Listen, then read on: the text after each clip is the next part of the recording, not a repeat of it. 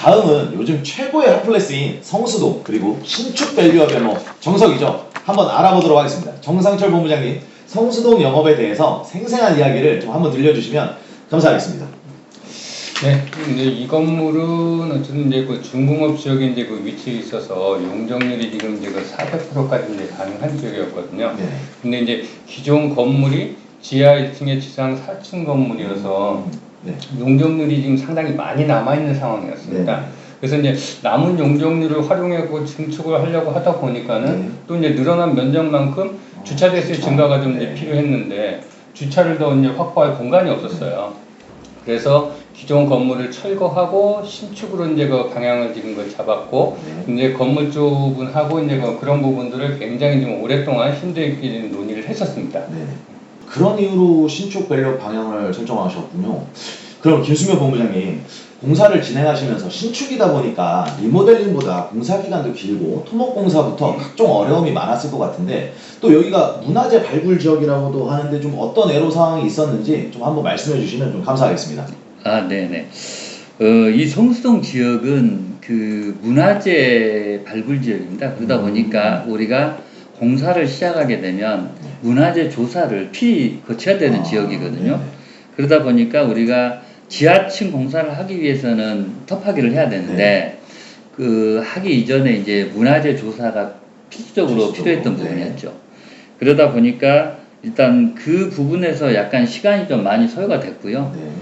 또 여기 공사는 그 골목에 있었던 부분이어서 약간 그 대형 차들이 사용하기가 어려웠고 장비를 대기가 굉장히 어려웠던 그런 도로 폭이 어느 정도 됐을까요?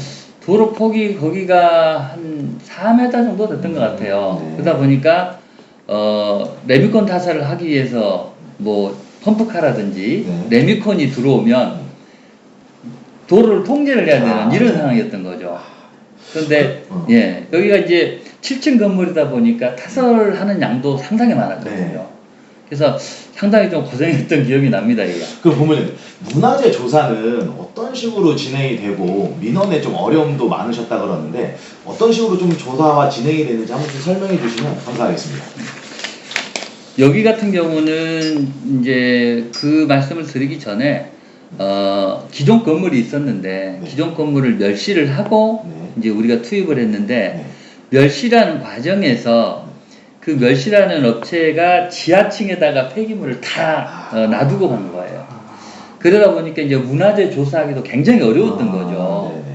그래서 여기 같은 경우는 이제 저희가 이제 문화재 조사팀에다가 의뢰를 해서 이제 구멍을 뚫습니다. 이게 성공을 해가지고 거기서 문화재가 나오는지 안 나오는지를 그 통해서 그걸 확인을 합니다. 그래서 만일에 문화재가 나오는 것 같다 하면은 이제 그 부분을 공사를 스톱하고 전체를 이제 그 팀에서 서서히 드러내야 되는데 다행스럽게 저희는 조사 과정에서 문화재가 나오지 않아서 그래서 다행히 공사가 좀 빨리 진행됐던 그런 케이스인 것 같습니다. 진짜 너무 고생이 많으셨습니다. 그리고 하나 더, 정상철 본부장님, 현장에 각층 배치도를 보면 주차가 카리프트 때문에 1층에서 3층 전용 면적에 좀 손실이 있어 보이는데 전용 면적의 손실을 보더라도 카리프트를 설치한 좀 이유가 있을까요? 네. 어쨌든 지금 이제 아까 말씀드린 것처럼 이제 그 용적률을 지금 그 최대로 지금 이제 활용하기 위해서는 이제 주차를 확보할 방법이 기계식밖에 없었거든요.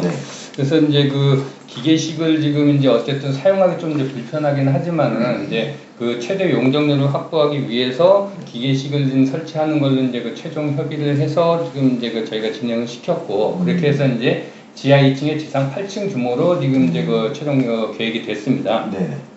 그래서 이제 계획 단계에서 지금 이제 보면 어쨌든 저층부의 어떤 그 면적에 그 손해를 보다 보니까 용적률을 최대로 확보하느냐 아니면 전용 면적에 이제 손실 없이 적정 규모로 계획을 하느냐 그래서 이제 의견 좀 분분했는데요. 어쨌든 이제 그 주변 상권 조사와 중개업체들하고 이제 의견 교환을 이제 해 보니까는 아무래도 이제 그 재매가까지를 지금 감안한다고 하면은 전용 면적 손실 그 1층 면적 손실이 좀 있더라도 지금 이제 그 최대 용적률을 확보하는 것이 더 유리하다라고 이제 그 결론이 나가지고 내부에 이제 그 기계식 주차기를 설치를 했습니다. 그러면 마지막으로 이승철 본부장님, 현 빌딩의 사후 관리 내용 한번 말씀해 주실 수 있으실까요? 예, 저희 입으로는 건물주님께 그 건물이 인도되기 전에 네. 건물주님의 신정으로 그 완공공사를 실시하고 있습니다. 네. 그런데 이 현장을 가봤을 때는 1층 그 피로티 상부에 오베이스 배관이 노출되어 있었거든요. 네. 이런 경우는 그 동절기 때 네. 그 한파로 인해서 배관이 얼어버리고 동파 네. 발생한 그런 위험이 있었습니다. 그래서 그 방동보호를 실시하도록 했고 네. 지난 겨울 아무 문제 없이 날 수 있도록 조치를 했습니다.